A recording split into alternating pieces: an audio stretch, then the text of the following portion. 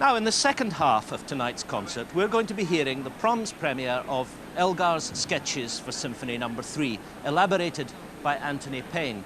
So during this interval, we're taking the opportunity to look at the story behind those original sketches and their completion into the full symphony.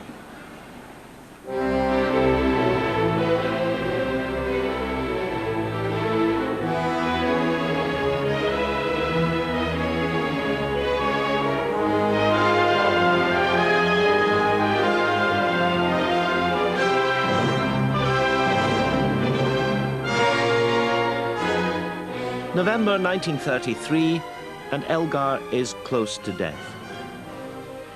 The symphony, all bits and pieces, no one would understand, no one. Don't let anyone tinker with it, I think you'd better burn it. Elgar's famous edict on his unfinished Third Symphony sketches. The opening was one of the few completed passages, the rest was left just as a collection of musical ideas or sketches, a jigsaw no one should complete. Listening to Today on Radio 4 with James Naughty and Sue McGregor. 25 minutes past 8. Now, Elgar's unfinished Third Symphony is going to be finished after all. The composer's descendants had originally refused requests for it to be completed. His dying wish, apparently, was that it shouldn't be. The copyright's running out in the year 2004, and the family's now going to act. The BBC will broadcast the finished symphony at the Proms next year. The controller of Radio 3 and the director of the Proms, Nicholas Kenyon's on the line now. What would Elgar have made of that? The composer Anthony Payne had known these sketches for many years, and he was convinced that they should be heard. It was the absolute quality of the sketches which made me fall in love with them. I immediately thought, this is absolutely grade A Elgar, and I felt inspired by fingering them through at the piano, and I couldn't understand why so many people had dismissed them. They seemed to me to show Elgar in full inspirational flight.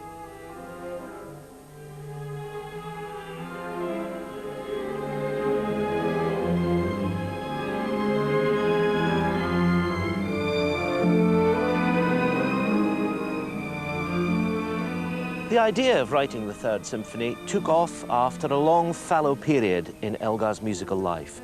He'd been hit hard by the death of his wife, Caroline Alice, in 1920. He came back here to his beloved Worcestershire. Since the death of my dear wife, I've done nothing, and fear my music has vanished, he wrote. He also felt strangely out of fashion and lived the life of a country gentleman, walking his dogs, enjoying this countryside. I feel like these woods, all aglow, a spark would start a flame, but no human spark comes. When the spark did come, it sprang from one of the strong friendships of those years, with George Bernard Shaw. He was constantly being bullied by George Bernard Shaw to write another symphony. I think Shaw probably believed that if he wrote another symphony, it would be therapeutic for him, and he would continually chide him about this symphonic thing. And then, of course, Shaw badgered the BBC, saying, why don't you commission a symphony from Elgar? You can afford to, he said. And I think during this time, this whole business of Shaw continually talking about a Third Symphony made Elgar begin to think. One person who knew Elgar particularly well at this time was his godson, Woolston Atkins, who remembers when he turned his mind to the Third Symphony. Well, at that time, Elgar had on his piano one work only, and that was The Spanish Lady.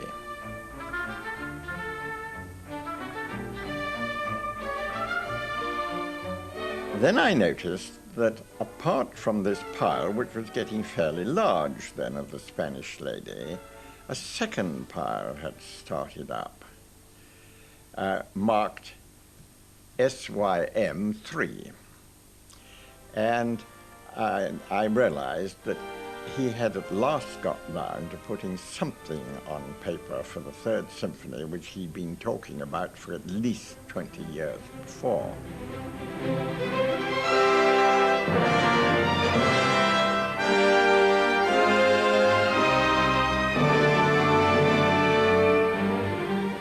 There was a sudden change. There was tremendous power coming from Elgar. There was positive force there that you actually felt. And my father said, Elgar is now in exactly the same state of creativity as he was in when he wrote all his major works, like The Dream of Gerontius and the First and Second Symphony. Most of the sketches were not fully orchestrated by the time of Elgar's death. He used to play them at the piano, and he even wrote out a special violin part for his friend Billy Reed, the pianist David Owen Norris. When he got his initial seed of inspiration, he would sit at the piano, usually with somebody else there, and he'd show off a bit. He required the stimulus of somebody else there to help him develop this music.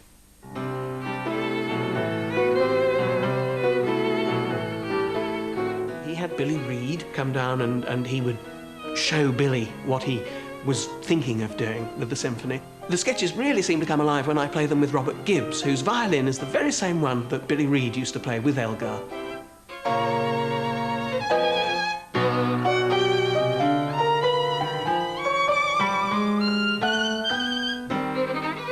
I inherited this violin from my aunt, who was a pupil of Reed's in the 30s. This was the violin that he used for all his workshop sessions with Elgar. I feel this is a direct link between now and the original writing of Elgar.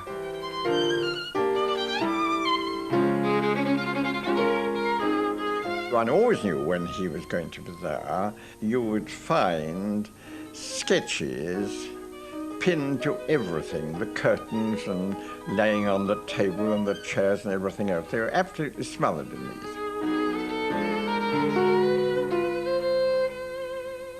So I said to Billy, now, what's all this mystery about the Third Symphony? I suppose you know something about it. He said, no, I don't know anything about it at all. And if I attempt to say anything about it, he usually says, oh, that's enough of that, let's take the dogs for a walk.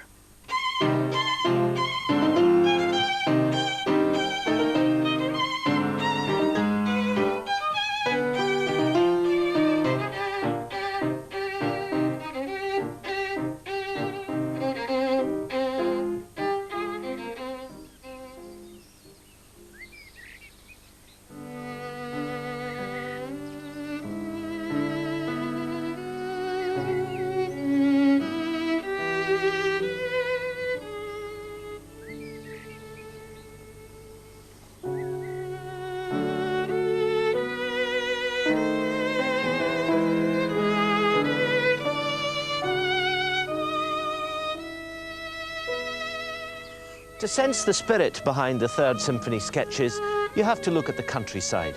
It was in the tranquility and pastoral peace of the English landscape that Elgar's creative spirit flourished. He loved these hills, and it was said that he knew every lane in Worcestershire, cycling through them when he was young, still walking them when he was older. There's music in the air, he said.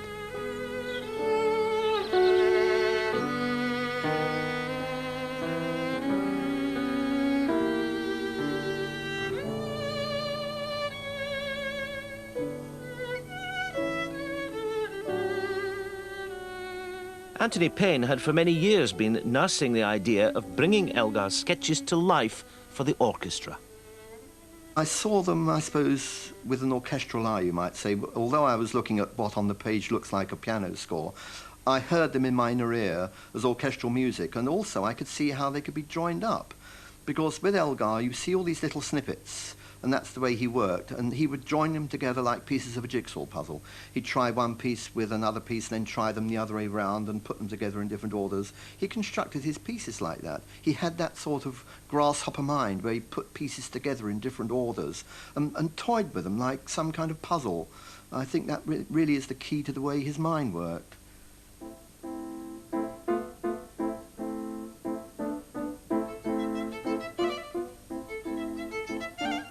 It was an incredible experience to see the actual sketches for the first time. There were these little pages with odd things on, like cartoon characters. They don't, I will say, reveal anything about the music. To see little birds and men and cats and dogs all sitting in serried ranks on one page, and he's written underneath, waiting for the Third Symphony.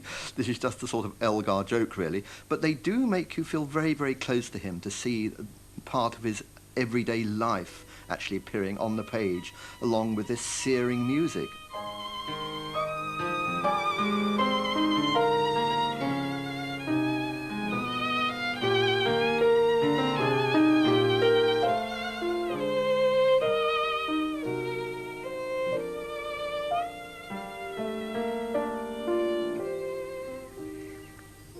Here at Elgar's birthplace, just outside Worcester, there's a unique collection celebrating his life, set in the heart of his countryside. Elgar asked that he be remembered here, so even his desk is set up in the way that his daughter Carice remembered it. And it's appropriate that it was here that his great-nephew Paul Grafton and his great-niece Hilary Elgar came to discuss the decision they faced.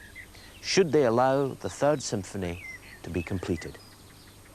When the family were first approached in this connection in 1995, I found it easy to decide that this was something, the elaboration of the sketches was something that we didn't really want to happen. There is, of course, the issue that the sketches lose copyright protection in 2004 and would then be open to widespread exploitation. That's an important factor, but not to my mind a decisive factor.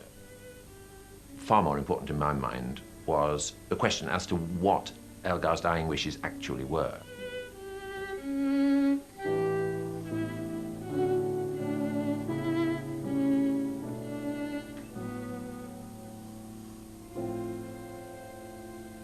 When his daughter Carice and his best friend Billy Reed were sitting by his bedside, he was in some anguish that others might complete the work, and his daughter and his best friend assured him that this would not be allowed to happen.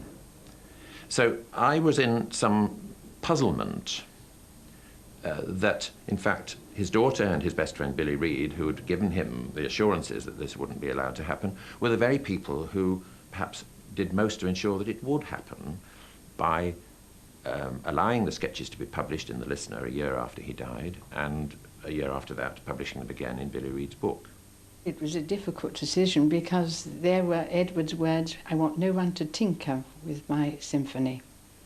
The word tinker, I think, is important because back in 1934 there was no one on the scene who perhaps understood Elgar. But that was 60 years ago, and that was before Anthony Payne came on the scene. And because of his tremendous devotion to Elgar and his complete understanding of the music, we felt he was our one salvation, that he could give to the public what they'd been waiting years to hear. But not everyone agreed with their decision. The story filtered out, and the family was heavily criticised. The music critics, like Stephen Johnson, were divided. I would be telling a very big fib indeed if I said I'd never had any doubts about the ethics of this thing. I have wondered once or twice, what would Elgar have thought? Would he have recognised the fact that Tony has gone a very different way in certain cases from what he would have done, and felt disgusted by it, angry at it? I don't know, I can't say. Inevitably, there were some prickly reactions at first. To some degree, this was orchestrated. I think there was a degree of searching around in the newspapers and the radio and the television to kind of stir it up a bit and look for the people who had the crustiest reactions against this. But what happened, I think, was it began to, I think, filter through in some way that Tony Payne is a very remarkable and conscientious person, and that he had undertaken this with a degree of humility. It was rather different, I must say, actually completing the symphony from the sort of experience I've had in my life writing my own music. For one thing, and I'm awfully sorry this makes me appear immodest, but it was easier. I'm always being asked about the great moral responsibility and the feeling of the great man peering over my shoulder, perhaps. But to be honest, I felt sometimes that I was almost being fed ideas. Things fell into place in my mind in an astonishing kind of way, and when I got to a difficult corner, I would often wake up in the middle of the night and think, that's the way that section should go, and this never happens with my own music. When I talk about Elgar's Third Symphony, I've been known to call it a great work, and I suddenly realised that this sounds absolutely awful. It's because I don't think of it as being by me, really. It's not in my language. It's in Elgar's language, which I've imitated, and I really see it as Elgar's Third Symphony, which I've had a part in completing.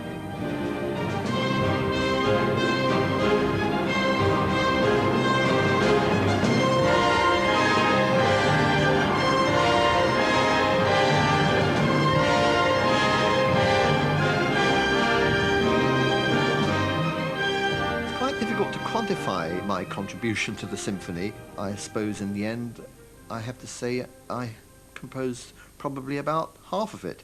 And as for the orchestration, which is an incredibly important element in Elgar, it carries so much expressive weight, the way Elgar uses the orchestra. I did nearly all of it. I had to ape his orchestral style for the rest of the time. I loved writing in Elgar's orchestral style. That was really fun. I felt I was actually being Elgar.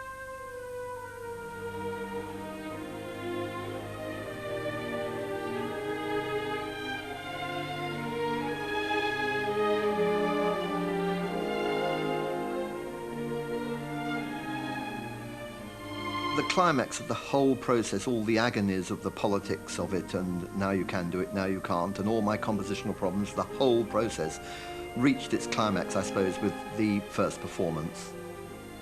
And they said it was extraordinary. They felt almost as if they were back in the 1930s, because they were giving, as they felt it, an Elgar premiere. But it was 1997, an extraordinary time warp. The conductor at that first performance was Andrew Davis. I think Tony Payne's elaboration of the sketches for Elgar's Third Symphony, to give the piece its correct title, has turned out to be one of the most important works that we've seen in the past decade, probably. I mean, it's a remarkable achievement. When I first got the score of the piece, when only sort of 5/8 of it was done, I decided I wasn't going to discover at that point what was Elgar and what wasn't. I didn't really want to know. I know now. But I wanted to take it as a piece that I would prepare in the same way that I would prepare anything else, on the face value of what the music was as it stood, without sort of going into all the detective work. After the first performance, the recording became a bestseller, and the symphony was greeted with almost unanimous praise, which is not always the case with completions. Stephen Johnson. Lots of people have attempted this kind of thing with rather dubious results. For every Derek Cook's Mahler 10, there are lots and lots of completions which are not so convincing, in fact, a good deal less convincing. Now, Elgar didn't leave a complete sketch. There are great big gaps in this, and that was because Elgar's way of working was very different from Mahler's. But he did leave clues, which Tony Payne has marvellously, I think, been able to infer what Elgar might have done at this point. There is something about Elgar 3 which is absolutely typical of the great late Romantic symphony. It has a kind of narrative. You feel that it's telling a story. You may not be able to say quite what that story is, but nevertheless it's a story that's alive and compels you. It's full of colour, drama, excitement. It's warm. At the same time, it has this amazing lyrical dimension. I mean, Elgar thought melodically. Elgar thought in terms of tunes. That's how he argued. That's how he made his structures. So, on the one hand, you've got this melodic thinking, which is very, very immediate and very friendly and draws you in and makes you want to sing it almost as you're listening to it. At the same time, that's actually part of quite a profound intellectual process. I think I only began to have a thought about the meaning, the overall meaning of this symphony, when I was getting close to the end. I have to say that a lot of the time I was sort of deeply inside it and really worrying about individual problems and letting the broad plan take care of itself. I felt that things were going right, but towards the end it began to occur to me what this symphony really was about. It's got everything of Elgar in it, and I really do see it as a summary of everything he could do. He might even have consciously felt that it was, to some extent, a summary of his whole life's work.